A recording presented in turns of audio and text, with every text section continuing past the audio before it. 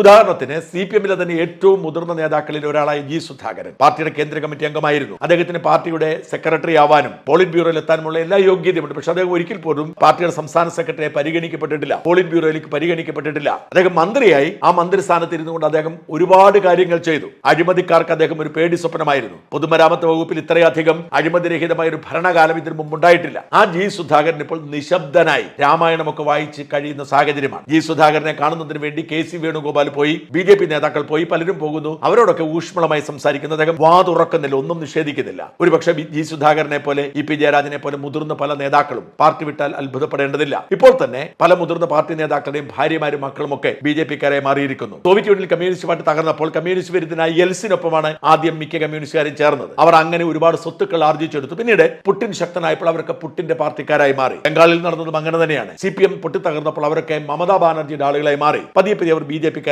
ഇവിടെ CPM അങ്ങനെ ഒരു പ്രതിസന്ധിയിൽ എത്തിയാൽ ഇവരൊക്കെ BJP-യിലേക്ക് പോകാൻ ചേക്കേറിക്കൊണ്ടിരിക്കുന്നു എന്ന റിപ്പോർട്ടാണ് പുറത്തു വന്നുകൊണ്ടിരിക്കുന്നത്. വലിയ പ്രതിസന്ധിയിലേക്ക് CPM നീങ്ങിക്കൊണ്ടിരിക്കുന്നു. അധികകാലം ഈ രൂപത്തിൽ CPM-ന് മുമ്പോട്ട് പോകാൻ കഴിഞ്ഞെന്ന് വരില്ല.